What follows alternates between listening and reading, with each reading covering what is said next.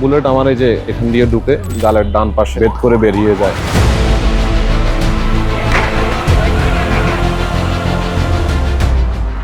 গুলিবিদ্ধ হওয়ার পরে কিছুক্ষণের মধ্যে আমি সেন্সলেস হয়ে যাই। তখন আমার কাছে মনে হয়েছিল যে আমি হয়তো আর বাঁচবো না। তো আমরা আসলে মৃত্যুর জন্যই কিন্তু এই আন্দোলনে সক্রিয় ছিলাম। ডাক্তার এসে বললো, বাবা পুরো হাসপাতাল তো ডিবি ঘেরাও করে ফেলছে, তোমাকে খুঁজতেছে। আমাকে জড়ায় ধরে কেঁদে ফেলে, তোমরা খালি হাতে কেন গেছো?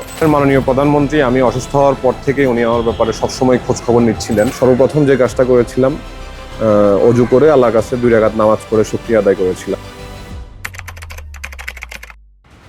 গুলিবিদ্ধ হওয়ার পরে কিছুক্ষণের মধ্যে আমি সেন্সলেস হয়ে যাই। তখন আমার কাছে মনে হয়েছিল যে আমি হয়তো আর বাঁচবো না। যে গণতান্ত্রিক বাংলাদেশের জন্য আমাদের দীর্ঘ আন্দোলন সংগ্রাম, সেই গণতান্ত্রিক বাংলাদেশ হয়তো আমি দেখে যেতে পারবো না। আমার কাছে এমনটাই মনে হয়েছিল। তবে একটা সত্যি কথা বলতে কি, আমার ওই দিনকার কিছু ফুটেজ আছে। পুলিশ যখন গুলি করছিল তখন আমরা ইট পাটকেল মারছিলাম পুলিশের গুলির মুখোমুখি, একবারে মুখোমুখি। পুলিশের সাথে আমাদের 30 থেকে 35 গজ গ্যাপ হবে।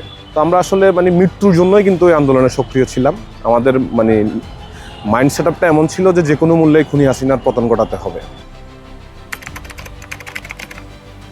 তো আইসিইউ থেকে যখন আমার জ্ঞান ফিরে দীর্ঘ সময় পর, তখন বারবার আমার ব্যান্ডেজ, ঘাড়ে এবং গালের ব্যান্ডেজ চেঞ্জ করতেছিল।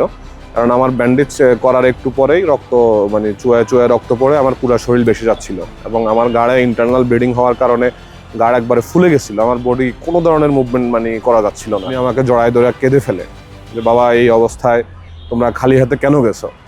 এই হাসিনা তো পৃথিবীর নিকৃষ্ট স্বৈরশাসকদের মধ্যে একজন। উনি যেটা খুবই ভয় পাচ্ছিলেন যে মৃত্যু যদি হয়ে যায় তাহলে হয়তো এই দুনিয়ার জীবন থেকে মুক্তি নিলাম, কিন্তু আমার গাড়ের যে কোনো নার্ভ যদি ছেড়ে যাইতো, ফেসিয়াল নার্ভ ছিললে হয়তো আমার মুখটা বাঁকা হয়ে যেত, রাইট সাইডের নার্ভ ছিললে আমার রাইট সাইড প্যারালাইজড হয়ে যেত, লেফট সাইডের নার্ভ ছিললে লেফট সাইড প্যারালাইজড হয়ে যেত। তো উনি দীর্ঘ প্রায় 1 ঘন্টার মতো উনি ওনার টিম নিয়ে আমাকে অপারেশন করে আবার আইসিইউতে শিফট করেন। আইসিইউ থেকে পরে আমাকে যখন পরিস্থিতি একটু স্বাভাবিক হয় আমাকে কেবিনে নিয়ে যায়। শুক্রবারে হাসপাতাল ভর্তি হই।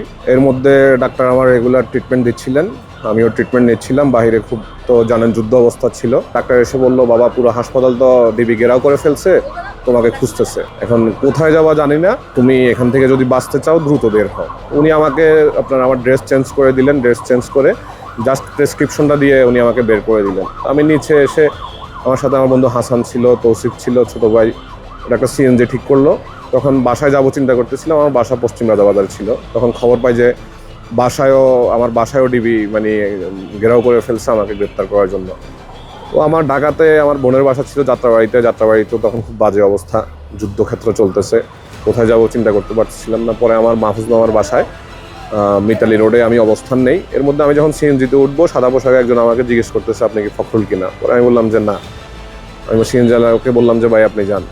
এর মধ্যে সিএনজি দিয়ে মিতালি রোড যাওয়ার সময় আপনার মৎস্যভবন এলাকায় যৌথ বাহিনীর চেকপোস্ট ছিল। আমার আগে 2টা সিএনজি চেক করতেছিল।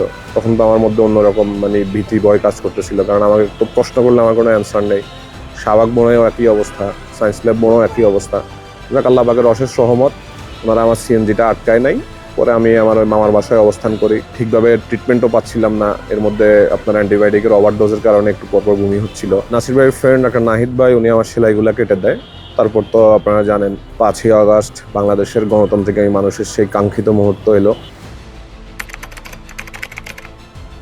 মাননীয় প্রধানমন্ত্রী আমি অসুস্থ হওয়ার পর থেকে উনি আমার ব্যাপারে সবসময় খোঁজ খবর নিচ্ছিলেন। একটু স্বাভাবিক হওয়ার পরে যখন হাঁটাচলা শুরু করি, উনি আমাকে 2024-এর 5ই সেপ্টেম্বর আমার খবর নেওয়ার জন্য গুলশান অফিসে স্কাইপিতে ডেকেছিলেন। তো আমার এই ঘটনাটুকু আমার সারা জীবন মনে থাকবে। ওনার মতো একজন এত মহান মানুষ, ওনার লক্ষ কোটি কর্মীর মধ্যে আমি ক্ষুদ্র একজন মানুষ। তো উনি আমার পরিবার, আমার ব্যক্তিগত অবস্থা, শারীরিক অবস্থা, বিভিন্ন বিষয়ে উনি আমার খোঁজ খবর নিচ্ছিলেন।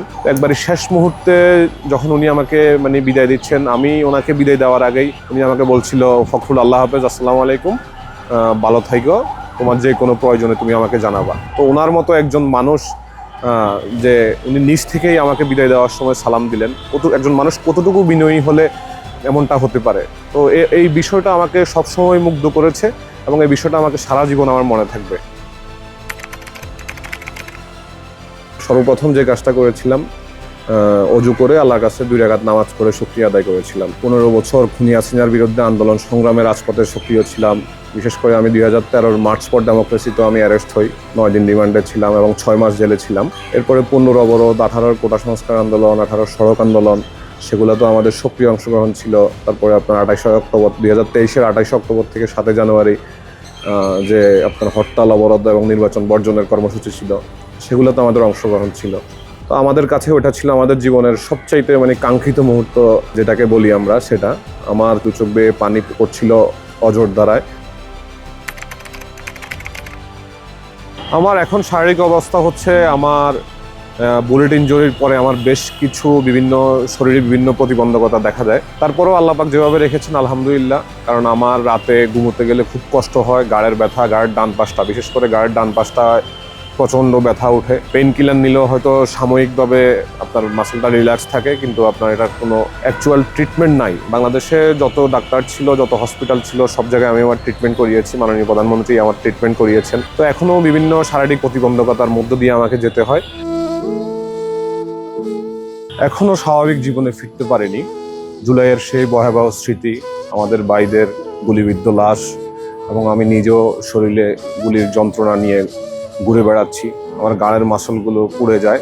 এখনও নিয়মিত মেডিসিন নেওয়া লাগে, থেরাপি নেওয়া লাগে। রাতে ঠিকভাবে ঘুম হয় না। কখনো স্বাভাবিক জীবনে ফিরতে পারবো কিনা তাও জানি না। তবে মহান রাব্বুল আলামিনের কাছে শুকরিয়া,